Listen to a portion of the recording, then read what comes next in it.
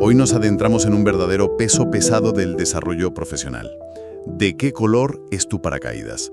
Concretamente, en su edición de 2018, obra del influyente Richard N. Bolles. Sí, hablamos de un libro con un legado, considerable, nombrado por Time como uno de los 100 libros de no ficción más importantes. También es un referente para el Departamento de Trabajo de Estados Unidos y con millones de ejemplares vendidos. Un clásico moderno, vamos. Y es curioso porque aunque algunas de sus ideas centrales nacieron allá por los años 70, el libro se actualiza cada año. Esa capacidad de adaptación dice mucho de su vigencia, ¿no? Décadas después, y con todos los cambios que ha habido en cómo trabajamos. Totalmente. Mantiene un núcleo duro que sigue siendo relevante, pero va adaptando los detalles, las tácticas, al contexto de cada momento. Precisamente. El propósito de esta conversación hoy es destilar las estrategias y las ideas más potentes de esta edición de 2018, para quien busca no solo un puesto de trabajo, sino una trayectoria con más sentido, ¿no? En este mercado laboral tan complejo que tenemos hoy. Queremos entender cómo aplicar sus principios en el mundo, post-crisis de 2008, que marcó un antes y un después. Efectivamente. Vamos a analizar cómo Bolles plantea la búsqueda de empleo no como una tarea puntual que haces cuando te quedas sin trabajo y ya está, sino casi como una habilidad de supervivencia continua en el entorno actual. Y sobre todo cómo sitúa el autoconocimiento en el centro de todo, como un ancla, digamos, necesaria antes de lanzarse a buscar nada. El libro arranca reconociendo una realidad, palpable. El panorama laboral sufrió una sacudida importante a partir de 2008. Cambiaron las formas en que las empresas buscan talento, los procesos de selección se alargaron una barbaridad y la presencia online se volvió, omnipresente. Así es. Y Bolles subraya la importancia de comprender estos cambios, sobre todo el impacto de nuestra huella digital. Señala que los empleadores investigan activamente la presencia online de los candidatos. LinkedIn es lo obvio, claro, pero también otras redes sociales, búsquedas en Google. De hecho, aporta un dato revelador. Un 68% de las veces, una imagen online positiva influye favorablemente en la decisión de contratar. O sea que ya no basta con tener un currículum impecable en papel, tu yo digital cuenta, y mucho. Muchísimo, exacto. Por eso recomienda una gestión activa de esa presencia, revisar y limpiar contenido que pueda ser negativo o poco profesional, y sobre todo construir una imagen online que sea sólida, coherente y profesional. Es parte del nuevo terreno de juego, no hay vuelta atrás. Pero, y aquí viene un punto que a mí me parece muy interesante del enfoque de Bolles. Cuadernos de conversaciones. Cuadernos de conversaciones. Cuadernos de conversaciones te trae ideas bien contadas, fiables y mezcla el rigor humano con la tecnología IA para despertar tu curiosidad. Él argumenta que, a pesar de todos estos cambios tecnológicos y de proceso, las preguntas fundamentales en una contratación no han variado tanto en esencia. Es una idea central, sí. Sostiene que bajo la superficie, las preocupaciones esenciales de ambas partes siguen siendo las mismas. El empleador al final necesita saber, ¿esta persona puede hacer el trabajo que necesito? ¿Encajará aquí, en el equipo, en la cultura? ¿Será razonablemente fácil de gestionar? ¿Hay química? ¿Me genera confianza? Y por supuesto la pregunta clave, ¿encaja en nuestro presupuesto salarial? Claro. Y por el otro lado, quien busca empleo tiene preguntas igual de importantes, aunque a veces, con los nervios o las prisas, se olvida de hacerlas con la misma profundidad. Correcto. La persona candidata debería indagar a fondo. ¿Cómo es realmente el día a día de este puesto? ¿Qué voy a aprender aquí? ¿Hay potencial de crecimiento? ¿Me sentiré a gusto en este ambiente, con esta gente? ¿Soy capaz de demostrarles que soy la opción adecuada? Y, fundamental, ¿puedo conseguir la compensación que necesito y que merezco? Bolles insiste mucho en esto. Ambas partes tienen el mismo derecho y la misma necesidad de obtener respuestas claras. Es una calle de doble sentido, no un interrogatorio unilateral. Hablando de buscar empleo, Bolles es bastante crítico, ¿no? Con los métodos que la mayoría de la gente utiliza por defecto. El típico envío masivo de currículums, por ejemplo. Sí, es muy directo. No se anda con rodeos. Señala que la efectividad de enviar currículums a ciegas a ofertas de empleo o directamente a empresas sin un contacto previo es bajísima. Cita estadísticas que sugieren que quizás solo 1 de cada 270 intentos de este tipo termina en una contratación real. 1 de 270. Y buscar ofertas en portales de empleo online, que parece como más focalizado, ¿no? Pues tampoco sale mucho mejor parado en el libro. Menciona una tasa de éxito de apenas el 0,4%. Es llamativo que las estrategias más comunes sean las menos efectivas, la verdad. Totalmente. Y lo interesante es entender el porqué de estas cifras tan bajas. Boyes lo explica muy bien. Desde la perspectiva del empleador, los currículums y las ofertas publicadas funcionan principalmente como herramientas de criba, de eliminación. Cuando reciben cientos de solicitudes para una sola vacante, a veces menciona cifras de más de 250, su primera tarea no es encontrar al candidato perfecto, es reducir drásticamente el número de candidatos a considerar. Usan el CV para descartar rápido y llegar a una lista corta de, pongamos, 5 o 6 personas. Entiendo. A esas 5 o 6 sí les van a dedicar tiempo para entrevistar. Entiendo. Entonces, el objetivo al revisar esa pila inicial no es tanto encontrar al mejor, sino quitarse de encima la mayoría para poder centrarse en unos pocos. Casi un descarte. Precisamente. Un proceso de eliminación. Mientras tanto, Boles apunta que cada mes hay millones de puestos de trabajo disponibles, mencionaba más de 10 millones en Estados Unidos en ese momento, pero una gran parte de ellos no se cubren a través de esos métodos pasivos de búsqueda, de enviar CVs y esperar. Se cubren por otras vías. Hay un desencuentro, digamos, entre cómo mucha gente busca y cómo muchas empresas contratan realmente. Y es justo en este contexto de ineficacia de los métodos tradicionales donde Boles introduce su famoso enfoque paracaídas, la joya de la corona del libro, ¿no? Así es. Propone darle la vuelta al proceso. O sea, en lugar de empezar mirando fuera, qué trabajos hay disponibles, qué se demanda en el mercado, sugiere empezar mirando dentro, con un ejercicio profundo, muy detallado, de autoconocimiento. Y afirma que este método, centrado en el quién soy yo antes del qué busco ahí fuera, tiene una tasa de éxito radicalmente distinta. Habla de un 84%. La diferencia es abismal. Es la idea de construir sobre roca firme, ¿sabes? En un terreno laboral que a veces puede parecer muy movedizo, muy cambiante. La herramienta clave que propone para ese autoanálisis es el famoso diagrama de la flor. Es una metáfora visual muy potente para explorar 7 dimensiones fundamentales de la persona en relación con el trabajo. Exploremos esos pétalos de la flor. El primero, si no recuerdo mal, se centra en los tipos de personas con las que preferimos trabajar. Correcto. Se trata de identificar los entornos humanos donde funcionamos mejor. Con qué tipo de gente nos sentimos más a gusto, más productivos.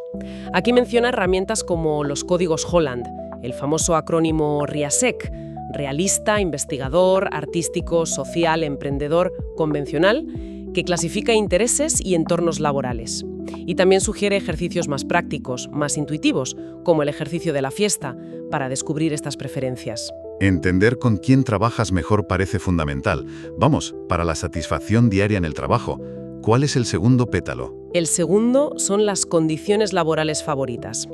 Esto se refiere más al entorno físico y también al organizacional. ¿Prefieres trabajar con luz natural o artificial? ¿En silencio o con algo de ruido de fondo? ¿En un espacio abierto o en un despacho cerrado? ¿Oficina grande, pequeña, horarios fijos, flexibles? Se trata de detallar tu lugar de trabajo ideal. Vale. El tercero me parece uno de los más potentes. Las habilidades transferibles favoritas. Sin duda, es crucial. Boles hace muchísimo hincapié aquí. Y la clave está en la palabra favoritas. No se trata solo de listar las habilidades que tienes, sino de identificar aquellas que más disfrutas utilizando, las que te hacen sentir vivo, competente, enganchado. Propone un ejercicio muy bueno. Escribir 7 historias de logros. Relatos detallados de momentos de tu vida, laboral o no, en los que hiciste algo bien, te sentiste orgulloso y satisfecho. Y luego analizar esas historias para ver qué habilidades concretas estabas usando en esos momentos de disfrute y éxito. La clave es identificar tus favoritas y priorizarlas. Este pétalo también incluye los rasgos personales o habilidades de autogestión, iniciativa, resolución de problemas, puntualidad, organización, esas cosas. Me gusta mucho esa distinción entre tener una habilidad y disfrutar usándola. Es que puede marcar una diferencia brutal en el día a día. ¿El cuarto pétalo cuál era? El propósito o misión en la vida. Aquí la reflexión es más profunda, claro. Se trata de conectar con el ¿para qué? ¿Qué quieres lograr en el mundo a través de tu trabajo? ¿Qué tipo de impacto buscas? ¿Qué te motiva a un nivel más trascendente? Boyle sugiere pensar en diferentes esferas de la vida, mente, cuerpo, espíritu, emociones, etc., para ayudar a conectar con esa motivación profunda. Vale. El quinto se enfoca en los conocimientos específicos. Sí, se refiere a los campos de saber que dominas o, y esto es importante, que te apasionan. Sobre qué temas te encanta leer, aprender, hablar durante horas. Boyle les propone hacer una lista y priorizarla no solo por tu nivel de experiencia en cada campo, sino también por tu nivel de entusiasmo. De nuevo, el disfrute como factor clave de elección. El sexto pétalo es más pragmático, más terrenal. Salario y nivel de responsabilidad deseado. Aquí toca poner los pies en la tierra, ¿sí? Definir tus necesidades económicas realistas, idealmente haciendo un presupuesto detallado de tus gastos, y también pensar en el nivel jerárquico o de responsabilidad en el que te sentirías más cómodo y realizado. Y ojo, es importante considerar también otras recompensas no monetarias que valoras: formación continua, beneficios sociales, reconocimiento, buen ambiente, flexibilidad. Ya. Y finalmente, el séptimo pétalo. La geografía preferida. Sencillo pero fundamental. ¿Dónde quieres vivir y trabajar? ¿En qué ciudad? ¿En qué región? ¿Prefieres un entorno urbano, rural, cerca del mar, de la montaña? A veces se nos olvida este factor, pero tiene un impacto enorme en nuestra calidad de vida general. Entendido. 7 pétalos que cubren casi todo. La potencia de este ejercicio del diagrama de la flor reside en que, una vez que lo completas, no tienes solo una lista de deseos inconexos, tienes un mapa detallado de ti mismo en relación al trabajo, y con esa claridad puedes empezar a buscar de forma mucho más dirigida, mucho más estratégica. Puedes identificar organizaciones que realmente encajen con tu perfil único o, y esto es muy importante y lo veremos luego, empezar a pensar en cómo podrías incluso crear o proponer un rol que se ajuste a ti. Dejas de ser una pieza pasiva esperando encajar en cualquier hueco que aparezca. Vale, una vez armado con ese autoconocimiento profundo del diagrama de la flor, el libro pasa a la acción, ¿no? Propone tácticas concretas muy alejadas de la pasividad de solo enviar currículums y esperar. Exactamente. La proactividad es la clave de todo el método Paracaídas. Y una de las tácticas fundamentales, quizá la más conocida, son las entrevistas informativas. La idea es simple, pero tremendamente poderosa. Contactar y hablar con personas que ya están haciendo el tipo de trabajo que te interesa o que trabajan en organizaciones o sectores que te atraen. Pero, y este es el matiz importante, ¿verdad? No vas a pedirles trabajo directamente. No es una entrevista de trabajo encubierta. Exacto. Ese es el punto crucial y lo que hace que funcione. El objetivo es obtener información, aprender de su experiencia de primera mano. Les preguntas cómo es realmente su día a día, qué es lo que más les gusta de su trabajo, qué es lo más difícil o frustrante, qué habilidades consideran clave, cómo llegaron ellos ahí. Y una pregunta fundamental al final de la conversación: ¿con quién más crees que debería hablar para seguir aprendiendo sobre esto? Es una forma fantástica de validar tus ideas sobre un campo profesional, obtener información interna valiosísima que no está en Internet y ampliar tu red de contactos de forma natural y no forzada. Es como hacer una investigación de mercado, pero sobre tu posible futuro profesional y hablando directamente con la fuente, con la gente que está ahí metida. Correcto, tal cual. Otra táctica esencial es utilizar los contactos de forma estratégica. Bollis habla de identificar a las personas puente. Se trata de buscar personas en tu red actual, amigos, familiares, excompañeros, conocidos, que te conozcan bien a ti y que a su vez conozcan a alguien dentro de las organizaciones o sectores a los que apuntas. Su rol es facilitar una introducción, crear ese puente que te permita llegar a la persona adecuada de una forma mucho más cálida y efectiva que un contacto en frío, que un email a puerta fría. El famoso networking, vamos, pero enfocado y con un propósito claro, no el coleccionar contactos sin más. Justo. Y Boles subraya lo infrautilizado que está. Menciona que alrededor de 1 de cada 4 trabajadores no dedica tiempo activamente a cultivar su red profesional. Un error enorme. La tercera táctica es identificar y acotar empresas objetivo. Con la información de tu flor bien trabajada, en lugar de disparar a todo lo que se mueve, defines un número limitado de organizaciones, de empresas, que realmente parecen un buen encaje con lo que eres y lo que buscas. Pone el ejemplo del soldador, ¿verdad? Que me pareció muy gráfico. Sí, es un ejemplo genial para entenderlo. Un soldador no busca simplemente trabajo de soldador en general, que es algo demasiado amplio. Utilizando su flor podría acotar mucho más. Por ejemplo, quiere hacer un tipo específico de soldadura que le gusta y domina. En una ciudad concreta, pongamos San José. En empresas de menos de 50 empleados porque prefiere entornos pequeños. Y dentro de una industria específica como la fabricación de ruedas. Al final, en lugar de miles de posibilidades abstractas, tiene una lista manejable de, digamos, 10 o 15 empresas objetivo muy concretas a las que dirigir sus esfuerzos. Eso hace la búsqueda mucho más enfocada, mucho más estratégica y, supongo, menos frustrante. Y una vez tienes esa lista corta de empresas, El último paso táctico clave antes de intentar el contacto formal para una entrevista de trabajo es investigar a fondo esas pocas empresas objetivo. Y no basta con mirar la web por encima 5 minutos antes de la entrevista. Hay que profundizar de verdad. Leer noticias recientes sobre ellas, buscar información sobre su cultura en sitios como Glassdoor, intentar averiguar quiénes son las personas clave en el área que te interesa e, idealmente, intentar hablar con empleados o exempleados, quizá a través de las entrevistas informativas que hiciste antes o buscando contactos en LinkedIn. Claro. Demostrar que has hecho ese trabajo previo, que tu interés es genuino, que sabes de qué va la empresa. Eso debe causar una impresión muy diferente a la de un candidato genérico que manda el mismo CV a todas partes. Sin duda. Muestra iniciativa, interés real, profesionalidad. Te posiciona de una manera completamente distinta desde el minuto 1. Es un factor diferencial enorme. Ahora bien, todo este proceso de autoconocimiento y búsqueda proactiva suena muy bien sobre el papel, pero imagino que no siempre es un camino de rosas. El libro también aborda los obstáculos, las dificultades que pueden surgir, ¿no? Cierto. Y es muy práctico en esto también. Por ejemplo, trata el tema de los impedimentos o hándicaps percibidos, ya sean reales o más bien una percepción propia.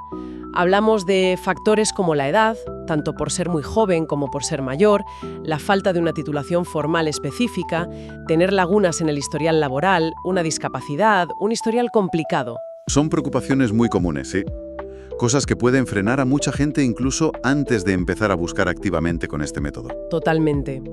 Y la perspectiva de Boyis aquí es bastante empoderadora, la verdad. Insiste en que prácticamente no existe ningún impedimento que te cierre las puertas de todos los empleadores. Como mucho, te las cerrará en algunos. La clave, dice él, es cambiar el enfoque. En lugar de obsesionarte con la limitación, con lo que te falta, céntrate en lo que sí puedes hacer y ofrecer. Propone un ejercicio muy simple pero útil, lo que puedo hacer, lo que no puedo hacer, para clarificar tus capacidades reales. Y la estrategia consiste en identificar y dirigirte activamente a aquellos empleadores que valoren precisamente esas capacidades que tú tienes, en lugar de desgastarte intentando convencer a los que solo se fijan en lo que te falta. Es un cambio de mentalidad bien importante, buscar activamente dónde encajas y puedes aportar valor, en vez de luchar contra percepciones negativas o prejuicios. Muy interesante. ¿Y qué hay de barreras más internas, como la timidez? Es que todo este enfoque de entrevistas informativas, de usar contactos, requiere bastante interacción social. Para alguien tímido puede ser un mundo. Pues sí, y Boyes también lo aborda. Propone lo que llama el método PIE. Es un acrónimo de práctica, información y empleo. La idea es ir paso a paso, gradualmente, para ganar confianza. Empiezas con la P de práctica. Busca oportunidades para hablar sobre temas que te apasionan y dominas, pero en contextos de bajo riesgo, donde no te juegues nada. Por ejemplo, únete a un club de lectura, a un grupo de aficionados a la fotografía, a lo que sea que te guste. Y simplemente conversa, entrevista a otros por placer sobre ese hobby. El objetivo es practicar la conversación sin la presión de estar buscando trabajo. Interesante. Empezar por calentar motores en un terreno seguro, digamos, como ir al gimnasio de la conversación. Algo así, sí. Luego viene la I de información. Aquí entran las entrevistas informativas que ya comentamos antes. Como el objetivo sigue siendo aprender y obtener información, no conseguir un empleo directamente, la presión y la ansiedad se reducen significativamente. Sigues practicando la interacción, pero ya con un propósito más cercano al laboral, aunque todavía de bajo riesgo. Vale. Práctica e información. Y finalmente, la E. La E es de empleo, la entrevista de contratación real, la que de verdad importa para conseguir el puesto. La idea es que, habiendo pasado por las fases de práctica e información, llegas a este punto con más soltura, más confianza en tu capacidad de conversar y habiendo reducido bastante el miedo a la interacción social en un contexto profesional. Boles recalca también que un factor clave para superar la timidez en este contexto es conectar con tu propio entusiasmo, el entusiasmo por el trabajo, por la empresa, por lo que puedes aportar. Cuando hablas desde la pasión y el interés genuino, la timidez tiende a pasar a un segundo plano. El foco cambia. Además de estas estrategias para obstáculos específicos como los impedimentos o la timidez, el libro también da bastante importancia al cuidado personal durante todo el proceso de búsqueda, ¿verdad? Que puede ser largo y emocionalmente desgastante. Sí, totalmente. De hecho, le dedica un apéndice entero, el B, al bienestar emocional y físico durante la búsqueda de empleo. Es consciente de que es una etapa dura y recomienda cosas muy concretas, muy prácticas. Mantener una rutina de ejercicio físico, cuidar la alimentación, tener ordenado el espacio físico desde donde realizas la búsqueda, tu mesa, tu habitación. También habla de practicar la gratitud conscientemente, buscar maneras de ayudar a otras personas, lo cual ayuda mucho a relativizar los propios problemas y sentirse útil. Y dedicar tiempo a aprender algo nuevo, aunque no esté directamente relacionado con la búsqueda de empleo, simplemente para mantener la mente estimulada, activa y una actitud más positiva.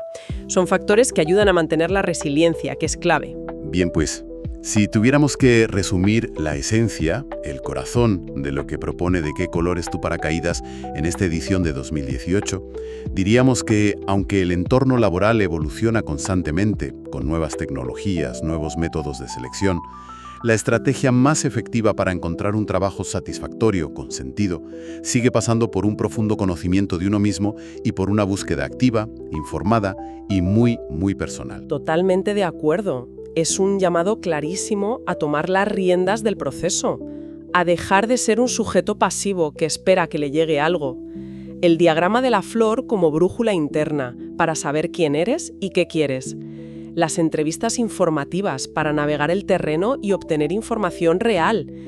El uso inteligente de los contactos para abrir puertas.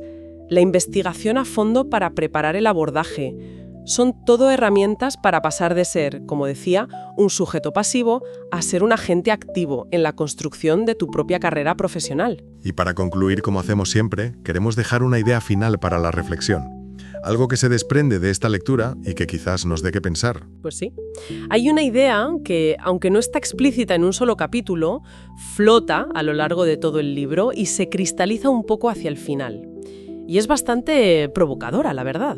La idea es que quizás el trabajo ideal no siempre está ahí fuera, perfectamente definido en una oferta de empleo, esperando a ser descubierto por nosotros. Quizás, en muchos casos, ese trabajo ideal está esperando a ser creado por nosotros mismos. Al conocer tan a fondo tus habilidades únicas, sobre todo esas transferibles que más disfrutas usando, y tus campos de conocimiento e interés predilectos, podrías estar en una posición única para identificar necesidades no cubiertas en una organización que te interese, o para combinar tus talentos de una forma novedosa y proponer un rol, una función específica, que ni siquiera existía formalmente en esa empresa. Hay una cita de Richard Lathrop que Bowles incluye que dice algo así como: quien consigue el empleo no es necesariamente quien mejor puede hacerlo, sino quien más sabe sobre cómo conseguir ser contratado. Ajá. Y la reflexión sería: Pues la reflexión que podríamos hacernos es, ¿y si una parte fundamental de ese saber cómo conseguir ser contratado en el futuro cada vez más implica precisamente saber qué proponer? Saber cómo articular y presentar una contribución única, un valor diferencial, que tal vez la propia organización ni siquiera había contemplado que necesitaba. Es una invitación a pensar en la búsqueda de empleo no solo como un proceso de encajar en moldes preexistentes, sino también potencialmente como un acto creativo, un acto de diseño de nuestro propio puesto. Una perspectiva estimulante, sin duda. Pensar en nosotros mismos no solo como buscadores de empleo, sino como posibles creadores de nuestro propio espacio profesional. Interesante. Con esta idea nos quedamos.